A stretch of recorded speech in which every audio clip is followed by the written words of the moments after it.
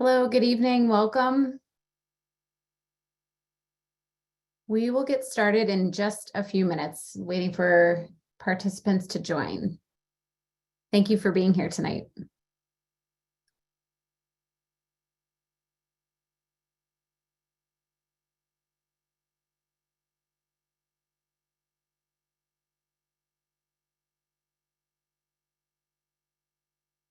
Welcome, welcome. Thank you all for being here tonight. I see a few additional participants joining in. We'll get started in just a few minutes.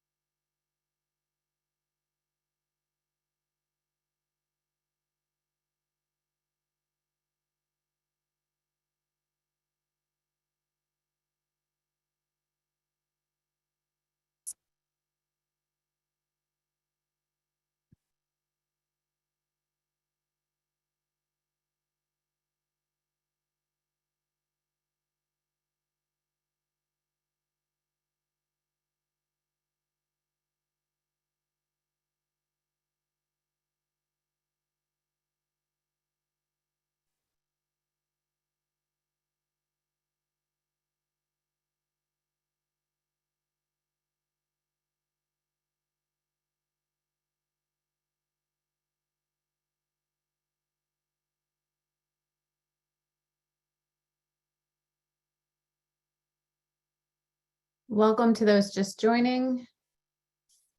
We'll get started in just a few minutes.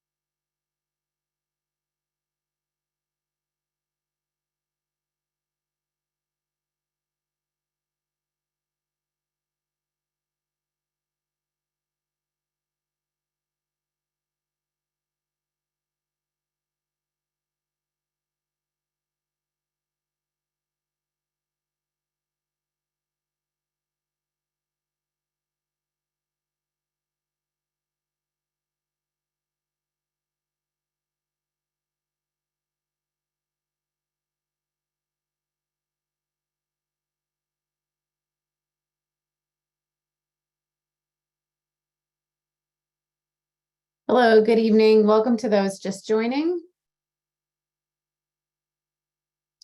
We'll get started in just a few minutes.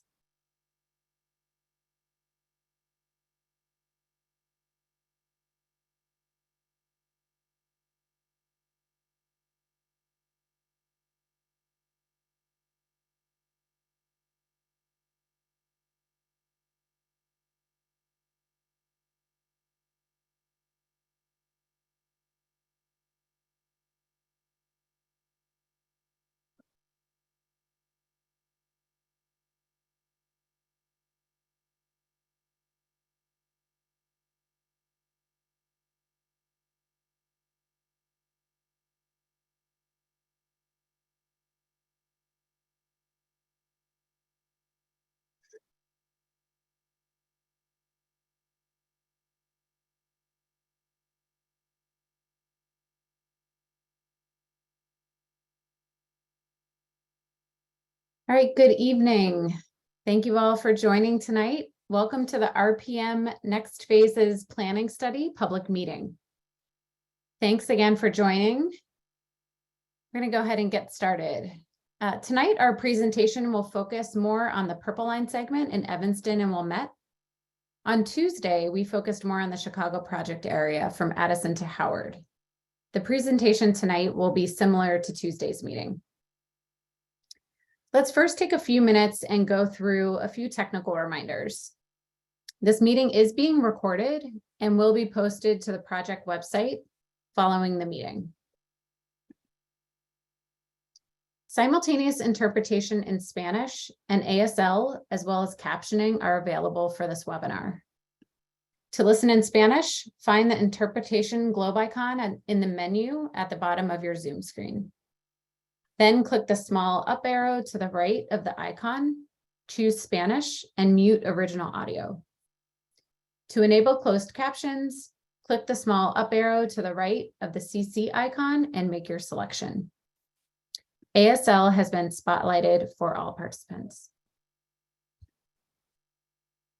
This meeting is a webinar and chat has been disabled and attendees are muted.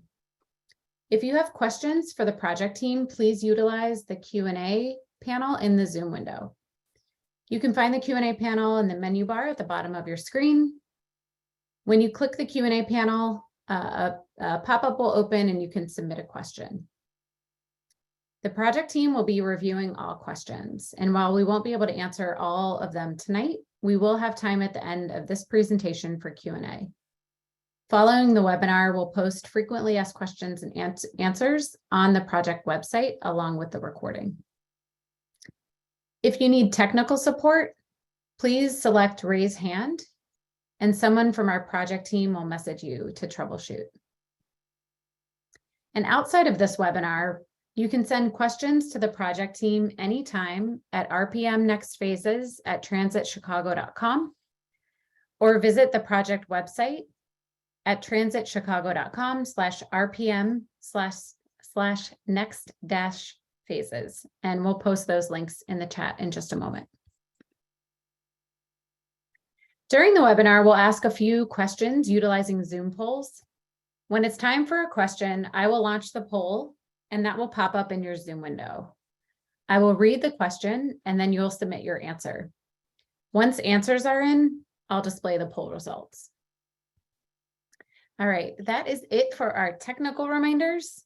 Let's transition to the reason you are all here tonight, to learn more about the Next Phases planning study. I'd like to introduce Leah Dawson-Mooney, Director of Strategic Planning and Policy at the Chicago Transit Authority, to kick us off with introductions. Thanks. Thanks so much, Marissa. Thanks for that great introduction. And thanks everyone who's here tonight for your time. We're really excited to be kicking off this first round of public meetings for the RPM Next Phases study with you tonight. So as Marissa mentioned, I'm Leah Dawson-Mooney with the CTA, and I'd like to take a moment now to introduce a few of the members of our project team that are going to be presenting tonight. We have Sonali Tandon from CTA and Christina Bader, also from CTA. And you've already met Marissa Strassel. She's with Muse Community Design. And also we have Jackie Murdoch with CDM Smith. We have a few representatives with us as well from the RPM Phase 1 team. And we have some additional project team members behind the scenes from CTA, CDM Smith, and Muse. I also just want to acknowledge that with us today is a partner from the city of Evanston. Sarah Flax is here, who is the interim community development director. So thank you, Sarah, for being here. And also thank you to our interpreters for Spanish and American Sign Language tonight. Thanks again, everyone, for being here. We're here tonight to talk about how CTA is investing in the future of the Red and Purple Lines. So tonight we're going to first share information on the overall RPM program, Red Purple Modernization Program, and the RPM Next Phases planning study. We're going to talk about the study elements and the outcomes that we're looking for, and also share what our approach to engagement is going to be. We're also hoping tonight to gather some feedback from you through the surveys that Marissa was talking about, but also through the Q&A session. And before we get started, I do want to acknowledge, and we understand that there may be concerns about the continuing impacts of COVID-19 on transit. And so I do want to encourage you, if you haven't so far, to take a look at the Meeting the Moment Action Plan. This is CTA's post-pandemic action plan. We also have a scorecard available online where we're tracking our progress towards these goals. So Marissa is going to paste a link to the meeting the moment plan in the chat. And now I'm going to hand over to Sonali, who's going to pull up the agenda and walk us through our overview. Go ahead, Sonali. Thank you, Leah, and good evening, everyone. I'm Sonali Tandon, and I work with Leah and Christina on CTA's Strategic Planning and Policy team. Today's agenda starts with reviewing the RPM program and timeline. Then we'll review existing conditions of the red and purple lines, go over specific elements the study is covering, talk about outreach and engagement, and then finally wrap up with questions and answers. I'll hand it over to Marissa to introduce our first poll. Thank you, Sonali. So in just a moment, you'll see a poll appear up on your screen. This is the first of 3. So for this first one, we'd like to know, let me go ahead and launch it. If you're a red line writer, a purple line writer, or do you use both? I'll give everyone a moment to answer.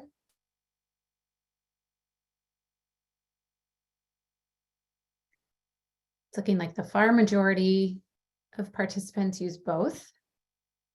I'll just wait another moment.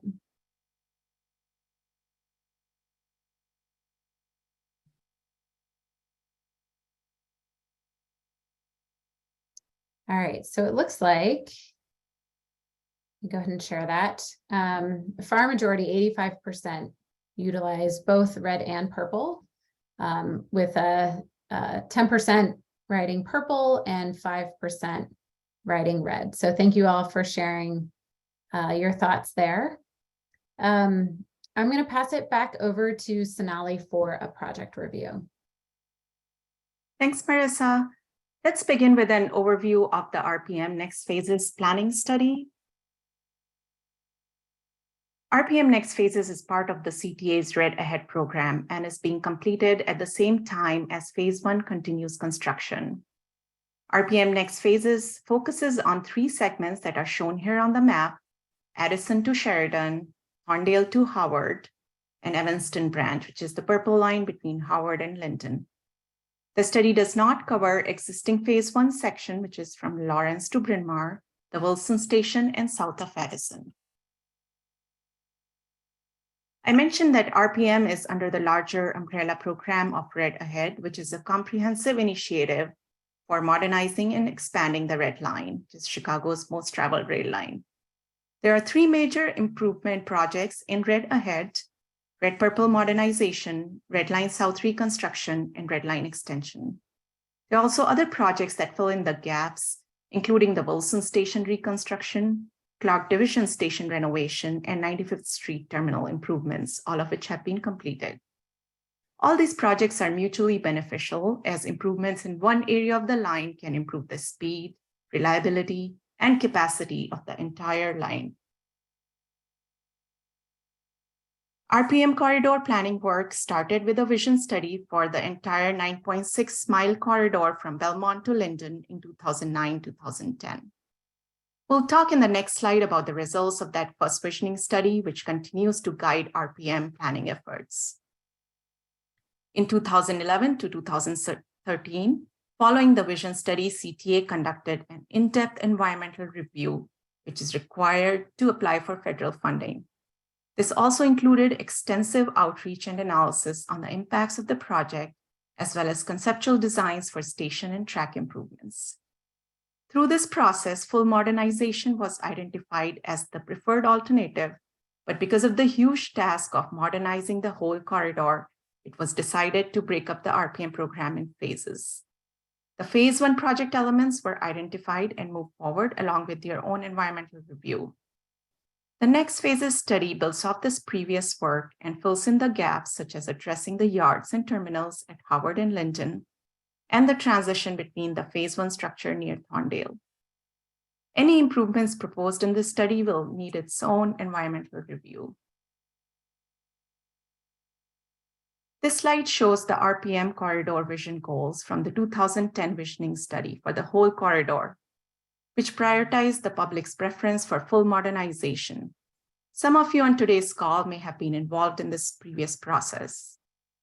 The goals you see listed here are still in effect for the Next Phases study and include expanding capacity, which will reduce crowding, improving speed and reliability, making stations ADA accessible, and generally improving the customer experience as well as fostering economic development. As many of you know, CTA was successfully able to obtain the necessary local and federal funding for the first phase of the RPM program, and it is currently under construction. Phase 1 project elements were identified through earlier planning work as described on the previous slides. The project has two main segments. One is just north of Belmont, the red-purple bypass, which removes turning conflicts between the red, purple, and brown lines, and thereby unlocks capacity by increasing the number of trains that can pass through the junction. The bypass is complete and has been in operation since 2021, and crews are currently completing related work in the area to upgrade track. The second main segment of phase 1 is the Lawrence to Bryn Mawr section, where 4 stations are being rebuilt. A completely new track structure is also being built between these stations, and you can see a photo here of the overhead gantry that is being used to assemble the new structure. Additionally, there are behind-the-scenes improvements happening in phase 1, such as a new signal system from Belmont to Howard and power upgrades, which also help with unlocking the capacity. RPM Next Phases study is one of the first steps in preparing to pursue core capacity funding from the Federal Transit Administration, FTA. This is the source that will make federal funding a possibility for future modernization. It is the same program that CTA successfully secured to fund part of the phase 1 project. And a big requirement of this program is that projects funded through the program increase capacity by at least 10% for each phase. Capacity is the ability of a transit line to move many people safely, efficiently, and comfortably. The grant specifies certain project types, but we are looking at how we can best take advantage of this federal program to also upgrade to outdated infrastructure as part of a package of project elements. We want to emphasize that the Next Phases study is planning for the next 100 years, not the current state. A lot has changed with the pandemic, but we know that ridership is recovering, and red and purple lines will continue to be critical infrastructure for Chicago and the northern suburbs. Ridership and development trends show that we need to continue investing in the RPM corridor, and we are addressing needs for decades to come with this study. At this point, I'll hand it over to Christina, who will walk you through details of the Next Phases study.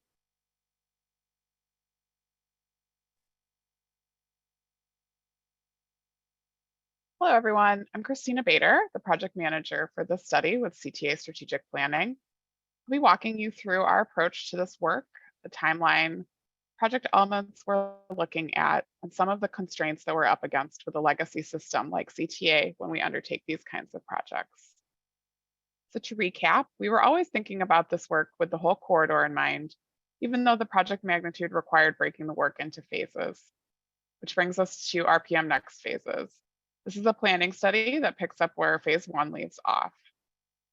The goal of this study is identifying improvement recommendations to address capacity constraints and infrastructure needs once phase 1 is complete. It will also position CTA to apply for the significant amount of federal funding that will be required. So Sonali shared a map of the entire RPM Next Phases study area earlier. Now we can talk through each segment. This zooms into the Evanston branch, which includes the area from Howard to Linden in the city of Evanston and the village of Wilmette. It includes 8 local service Purple Line stations and track down to Howard. Looking at ADA accommodations will be a critical part of considerations since most of these stations are currently not fully accessible. The branch will also be getting a new signal system. The Thorndale to Howard segment is one of our 2 Chicago segments, and it includes the transition from phase 1, just south of Thorndale Station, to the terminal and yard at Howard. It runs through Rogers Park and Edgewater. Creating a more permanent connection from where phase 1 construction will leave off near Thorndale is an example of an important project element in this section, in addition to making these stations fully accessible. And the final Chicago segment starts north of where phase 1 is reconstructing track near Belmont Station through the Addison and Sheridan stations. This segment is in Lakeview, Buena Park, and Uptown. Sheridan Station has especially been on our radar for needing improvements for a long time, and we will be evaluating options for it as part of the study.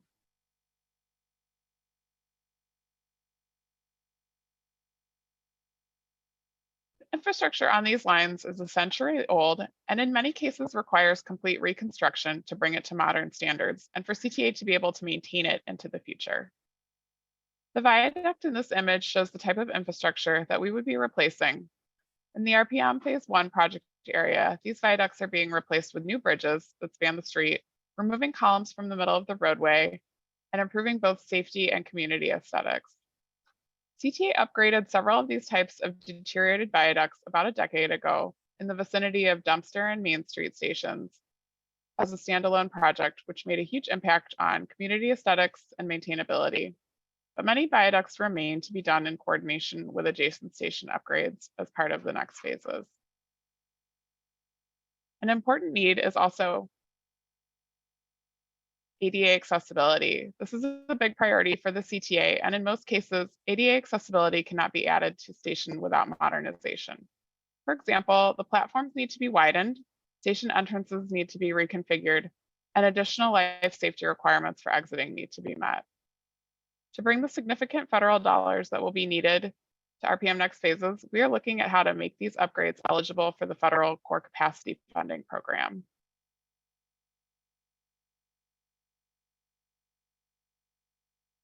A big question on everyone's mind, I'm sure, is when will this work be done? To give an idea about the timeline of planning, funding, and construction, we overlaid a high-level timeline for phase 1 and the next phase, which we anticipate will follow a similar planning, engineering, and funding process. You can see here that visioning began for RPM in 2009-2010, with funding secured about 7 years later and construction starting a few years after that. Construction is planned in phase 1 through 2025. These complex infrastructure projects take a long time and due diligence, which is why CTA is starting the next phase's planning process now, overlapping with phase 1 construction. There are several important steps after the study completion before any improvements would be realized, and the timeline is highly dependent on the availability of federal funding.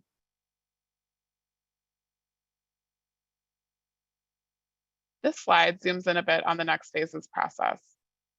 We are currently in the early planning stages. There are many additional steps needed before construction would begin, and these all take time and thoughtful planning. This includes additional planning and environmental review in coordination with local, regional, state, and federal agencies. Additionally, funding would need to be identified, applied for, and awarded for projects before any construction could occur. Stakeholder and public outreach will occur along the way. Our work to date in the ideation and discovery stage includes understanding current needs, identifying study elements, and launching our outreach and engagement. An important part of this work is also evaluating the best way to package project elements to meet that 10% capacity improvement requirement for core capacity funding. So that was some project history, overview of the study area, and timeline. We're going to take a break here for another poll, and I'm going to hand it over to Marissa for that. Thank you, Christina. So for our second question, we're interested in understanding what types of trips you make using the red and purple lines.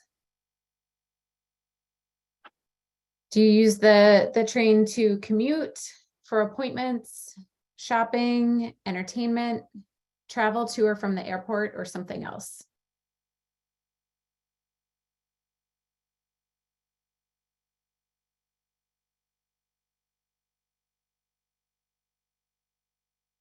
Just wait another minute.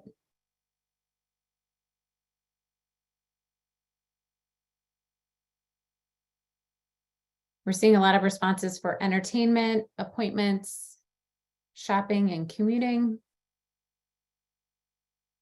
Responses are still coming in. All right, I'm going to go ahead and end the poll and share the results. So you can see entertainment at 83%, followed by appointments and shopping and commuting. So thank you all for sharing those results. Actually, no, let me share the results. There we go.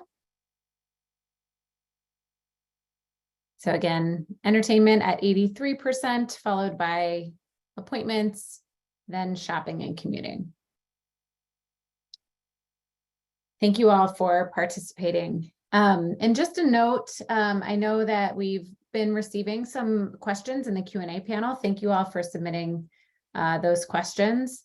The project team is reviewing all questions, and while we won't be able to answer all of them tonight, we will have time at the end of the presentation for Q&A. And then we will be gathering and posting those to the project website following the webinar. And with that, I will pass it back over to Christina to walk us through existing conditions.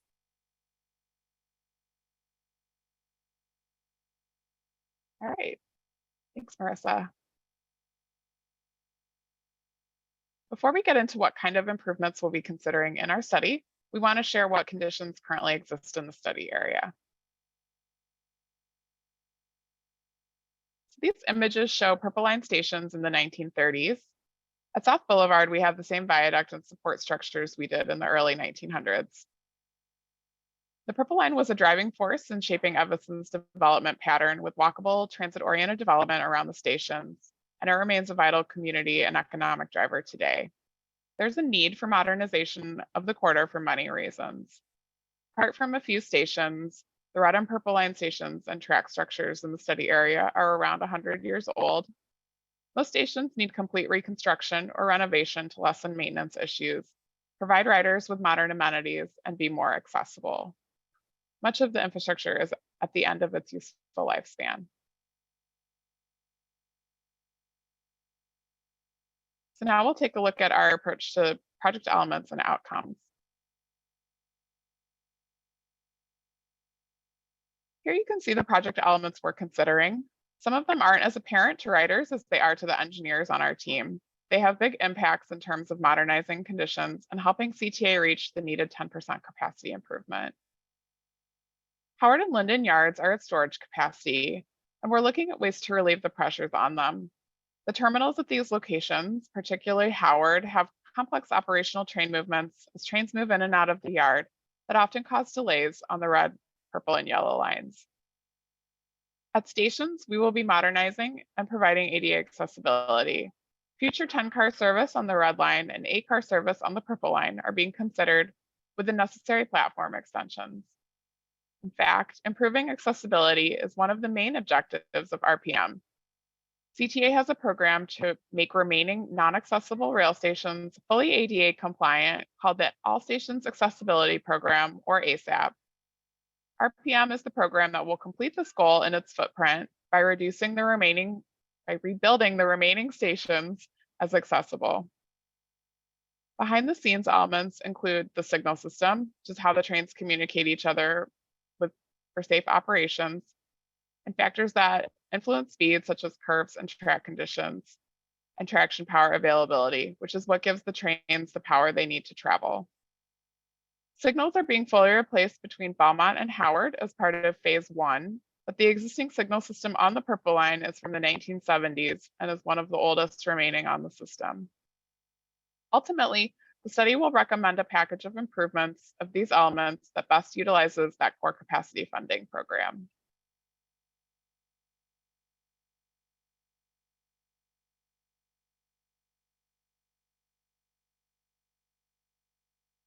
The Wilson Station reconstruction project in Uptown is a previous Red Ahead project completed in 2017 that can serve as an example of the kind of modernization improvements that can result from RPM investment. I just want to note that this isn't a perfect apples to apples example of potential next phases improvements. Improvements identified through the study will be unique to each station, taking into consideration community feedback and engineering constraints for each location. There are many station improvements from the outside of the station and while entering it that are called out on the slide, including sound barriers to buffer train noise, an open street crossing clear of obstructive columns, a new secondary entrance, and escalators and elevators to access the platform. The Wilson Station project also included many improvements at the platform level. Overall, the platforms are covered from the elements with wide clearances to walk or use a wheelchair.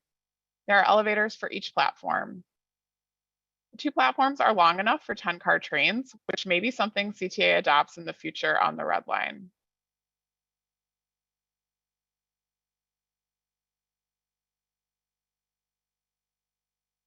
There are a variety of constraints that we have to consider when planning for modernization that come from the surrounding environment, train operation requirements, and historic elements. A couple of examples are shown here. How our terminal operations could improve to support faster travel times, reduce bottlenecks, and add additional capacity, but it's the only place on the CTA system where 3 lines terminate, so managing this is a challenge. Also, the station is adjacent to multiple historically significant buildings, which limits some of our options. We're currently analyzing what options exist to streamline operations while balancing a limited footprint to fit the neighborhood context. For dumpster station, because the physical condition of the station makes upgrades challenging, a full renovation would be necessary to make it accessible to all users. Similar infrastructure constraints are found at other stations along the Purple Line that are not currently ADA accessible, and they would need full renovations too. Dumpster station also has historic elements which need consideration. The upcoming work of the study will be to develop design alternatives for stations and other infrastructure that address these constraints while still meeting the vision goals.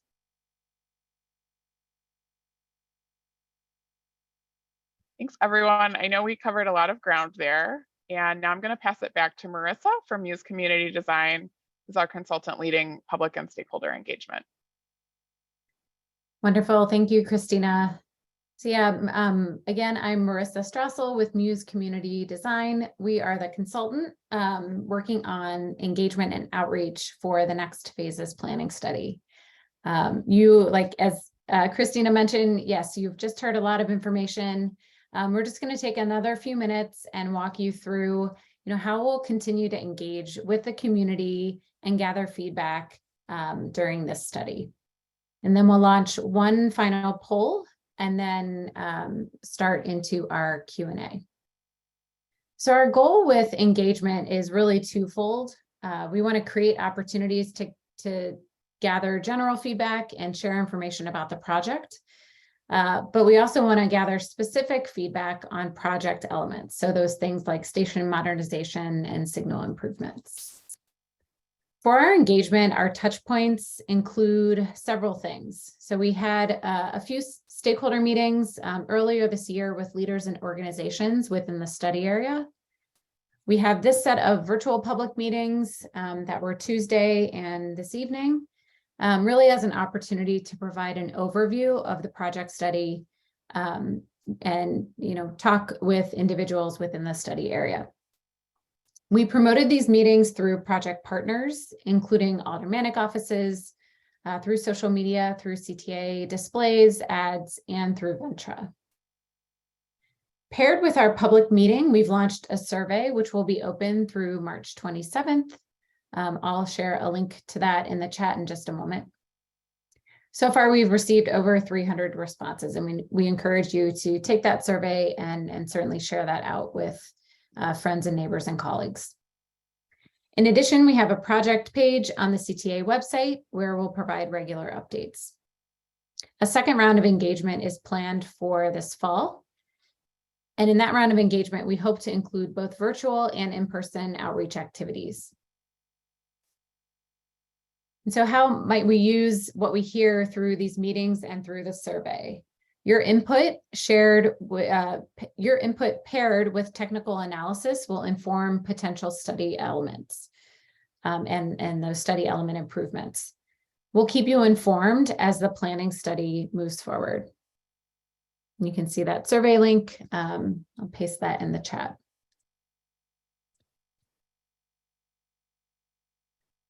It's time for our final question. For this question, we'd like to know which outcomes are the most important for you. And again, as part of the modernization plan, CTA is working to make all stations accessible. So with that in mind, in addition to the accessibility improvements like elevators and escalators, which features and amenities would most improve your station experience? The poll function allows for more than 2 choices, so we ask that you limit your selection to 2 only, please. So I'll go ahead and launch that. And the choices here are reliability, speed, frequency, transfer points, pedestrian access, and bus to rail connections.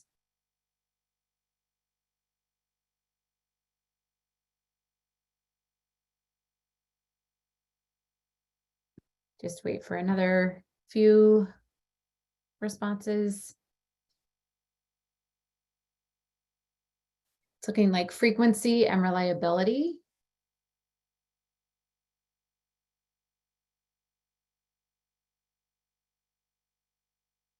Now go ahead and, oh, we have a few more coming in. Just wait another moment.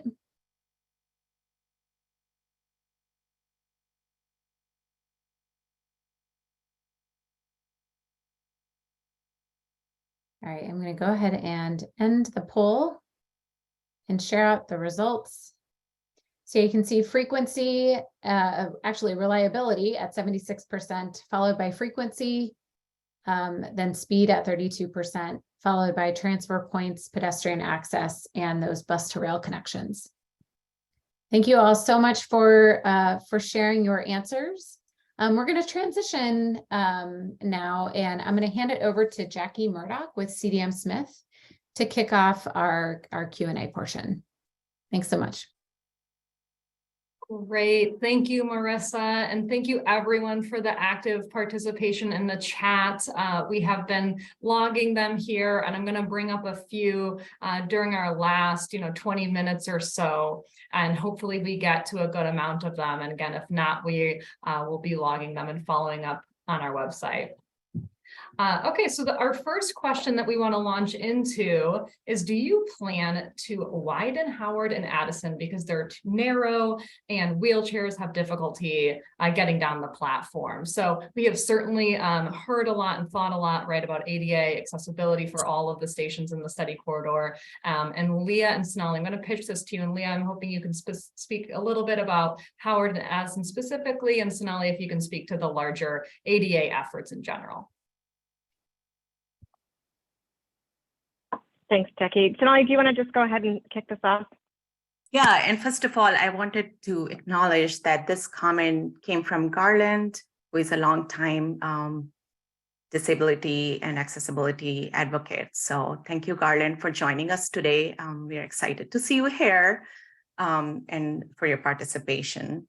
So first of all, I wanted to start with saying that CTA developed a strategic plan for all stations accessibility program in 2018 that calls for making the remaining inaccessible stations accessible over the next 20 years. And so as part of that strategic plan, also it identifies RPM next phases study to add accessibility to the stations in the RPM corridor. For Addison and Howard stations, yes, we are looking at both those stations and the configuration to how to improve the flow and how to add capacity and accessibility and improve accessibility, even though they both are accessible currently. And as part of the accessibility, you're not only looking at elevators, but also the flow on the platform and access from the station entrance to the platform and analyzing the platform widths. So yes, I would say that we will be looking at the platform widths too.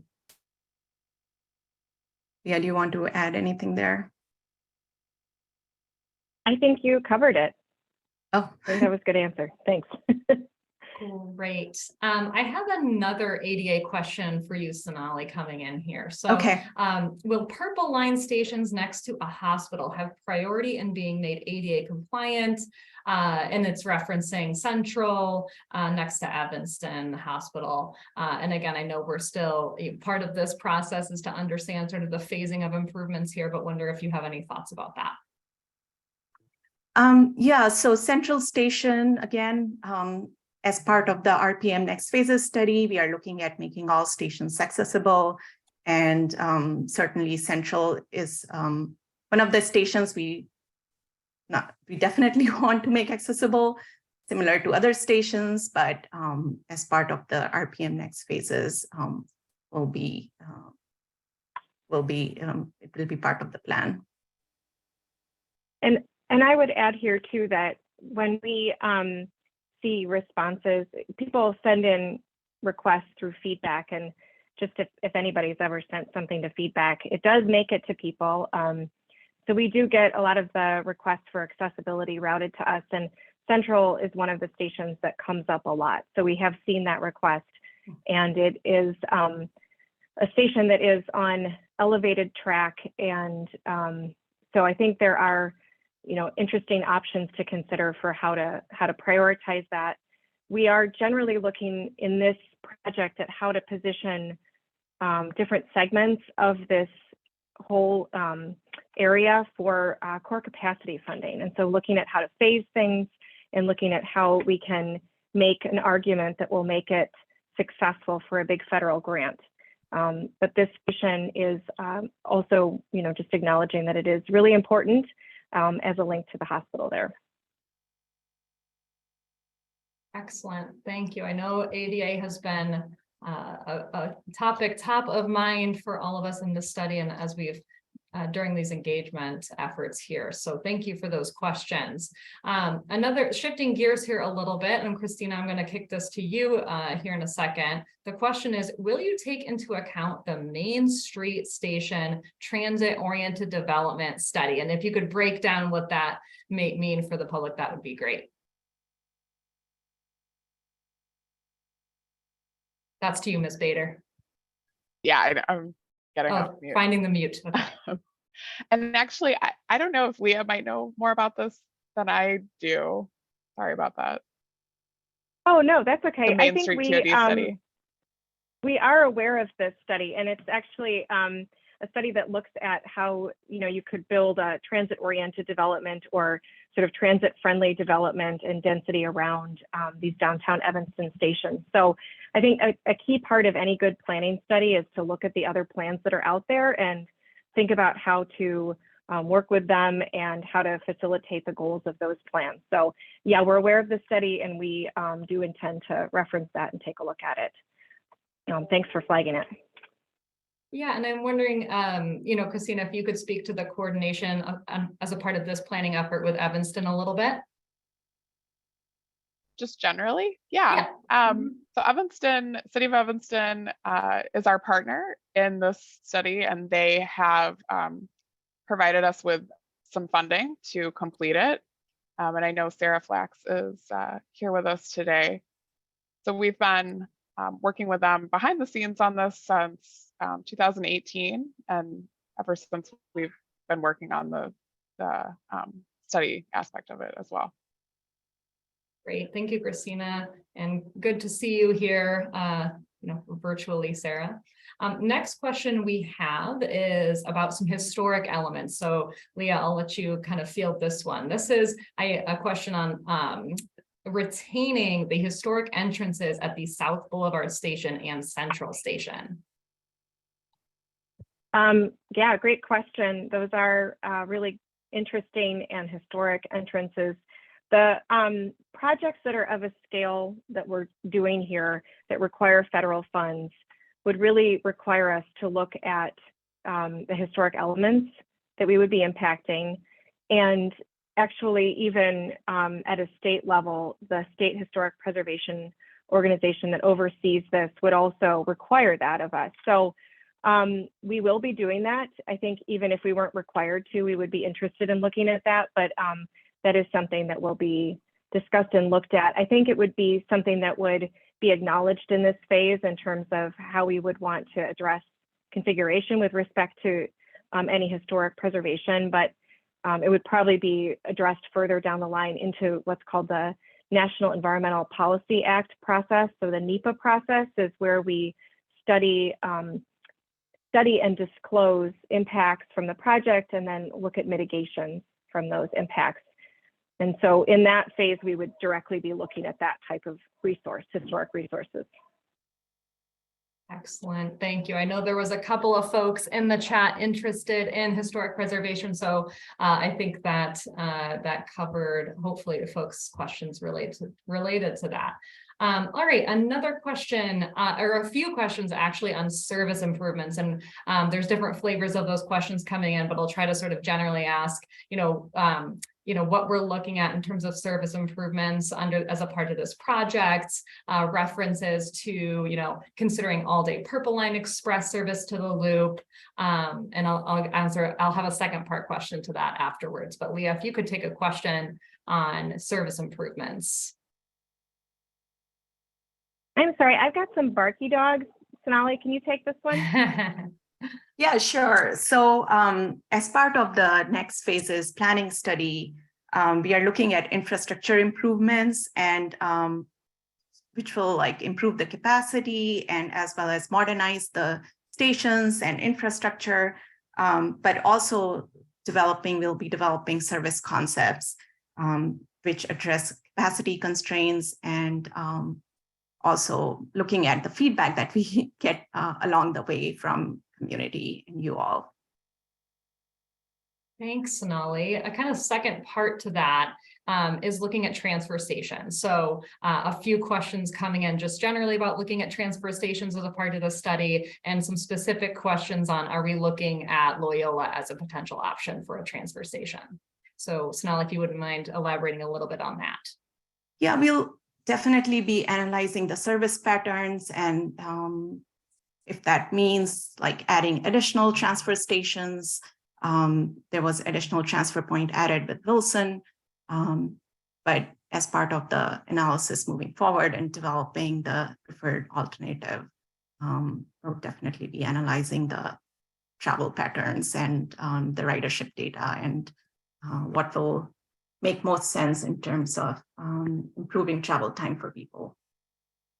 Excellent. Thank you. Thank you for that. Okay, so another question, and this is going to be about metro stations and connectivity to those metro stations, which I know has been a topic of conversation, especially on the Purple Line here. So to what extent is improving the connectivity with metro stations along the corridor being considered? And, Leah, if your dogs are less barky, you can handle that, or I'll kick it to Sonali again. So we will be coordinating with Metra. We work with their planning staff quite a bit. I think that there are some stations that are already very closely aligned, so it makes sense to think about how those connections could be facilitated. We won't be looking at things like fare integration on this project. That's really a topic for a different area of CTA and other studies. But we would be looking at physical configuration. So thanks for bringing it up. Excellent. Okay. A couple of other specific Evanston questions here. Most of them we've handled here, but I guess I'm wondering if we can do any elaboration on specifically plans for connecting the stations at Main Street.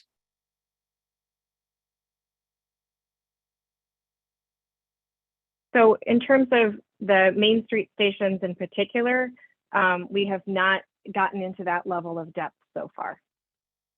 Great. Would you add anything to that, Sonali or Christina? No, and yeah, not as part, we are not specifically looking into that, but obviously we are coordinating with Metra on this study, and if there are any other concepts or developments, we'll be reviewing them and looking at them as well. Right. Okay, so I'm going to zoom out a little bit from the sort of specific infrastructure and service related questions to some other broader questions. So one is a question on funding. So just general categories of the types of questions we're seeing here is how is this project funded? How is sort of these types of projects like RPM phase 1 funded? And I don't know, Sonali and Christina, if you can kind of tag team that question. So we are, as Christina mentioned during the presentation, we are pursuing core capacity funding, which is part of capital investment grant federal program funding.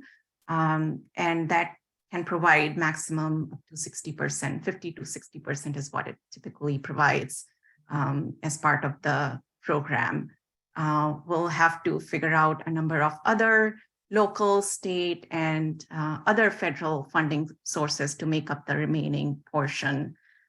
Also, if there are several SGR or state of good repair components of the program, then they will need to be, that would need to be outside of the core capacity funding portion. So the whole funding stack would be similar to what we have for RPM phase 1, but obviously will need to be specifically identified for the next phases, and depending on the cost of the alternative that we identify as we move forward in this study. And I think it's worth reiterating the timeline as well on this at this point, because I know Christina talked about it earlier, but just to go back to that, you know, we're at the phase right now where we're looking at concepts and how we could package things to be competitive for funding programs. After we do that, we would then be taking whatever that next package is forward through what's called the project development phase. And likely we're going after a big federal grant, and so they have these phases that you go through: project development, then engineering, and then you look for what's called a full funding grant agreement. And typically you can get you know, around half of your project funded through these big federal sources, and then have to come up with the other half separately. And so that's where local funding sources come in. So we're a few years away from that, but we're working to be able to take a project into project development. Excellent. I know we've had a few ridership related questions, and just sort of acknowledging the moment that transit is in right now. And I wonder if you, Leah, if you can speak a little bit about sort of ridership trends and sort of the validity of planning for infrastructure needs out, you know, to 100 years, right? Sort of acknowledging that these things take a long time. Yeah, so the situation that we're in right now is unique. We've been looking at trends, and they are something that we, you know, are watching shift pretty dramatically from, you know, sort of year to year, seeing how things change. So it is hard to know exactly where we will land. And, you know, I think in the near term, we know that there are some trends like telework that will likely have long-term implications for when and how people use transit. And so part of the challenge is thinking about how do we still make sure that it's there for people that need it and want to use it, and how do we make sure that we're also in this environment, you know, allowing it for sort of different types of trips and things like that. So what we're doing in this study, I think, as Jackie, you sort of led me to in the question itself, which is we're looking at infrastructure replacement really for the next 100 years, right? This is century-old infrastructure that we're talking about upgrading and modernizing. So with that in mind, we're thinking kind of past current trends, but into the long term and into how we want to have a stable and reliable transit system so that we have an equitable city for getting around and can mitigate climate change through use of public transit. Thanks, Leah. I was leading the witness there, but thank you for answering that ridership question. We do have someone trying to call in and raise their hand. And Marissa, I think you're able to unmute that person. Is that the plan? I think we could do that now, if that's okay. Yes. So I have allowed the caller 847 number. You're Hi. Can you hear me? You hear me? We hear Yes, you. we can. Okay, thanks. Yeah, I'm probably the only one on the phone here. Thank you for including me. You want to make Loyola a transfer station? I think that would be difficult to do because of the way that Loyola is configured, where you have a northbound platform on one side of the station, the southbound on the other side of the station. So you'd have to completely reconfigure the station in order to make it work. And also the way that the station curves up over the street. The station was recent. The station entrance was recently done within the last like 5 years or so. So yeah, that would be. I think it'd be a difficult place for a transfer station. Absolutely acknowledge that the current configuration would not work for a transfer station. So that was looked at a little bit in the vision study in 2009 timeframe. The upgrades that you're talking about, so Loyola is an interesting station because without changing a lot of the adjacent structure or the configuration, they managed to make it ADA accessible with an elevator sort of in the middle. And because there's a narrow right-of-way there, they have one platform going north and one platform going south. It's a clever concept. It does make it a little bit difficult if you end up on the wrong platform and need to switch, but it was clever. And I think the thing that we've been looking at is how do we sort of reconstruct some of that underlying infrastructure, right? Because the upgrades that happened both, I think in the 1980s to add the elevator and then more recently to do some more aesthetic rehab work, those were not sort of longer term infrastructure upgrades, right? So you still have the same embankment structure there, you still have the same retaining wall structure, and some challenges with maintaining that over the long term. And when they did the recent work at Loyola, they did have to put in like drop ceiling and deal with water infiltration and sort of grouting those gaps. And that is not something that is a 100-year strategy. So you're right that we would absolutely have to look at completely reconfiguring the station if we were going to put a transfer station there. And that's not something that's been decided yet, but just something that is on the list for consideration. Well, thank you, caller, and thank you, Leah, for responding. That takes us really through a lot of our key questions that came in today. If we didn't get to your Jackie? Yes.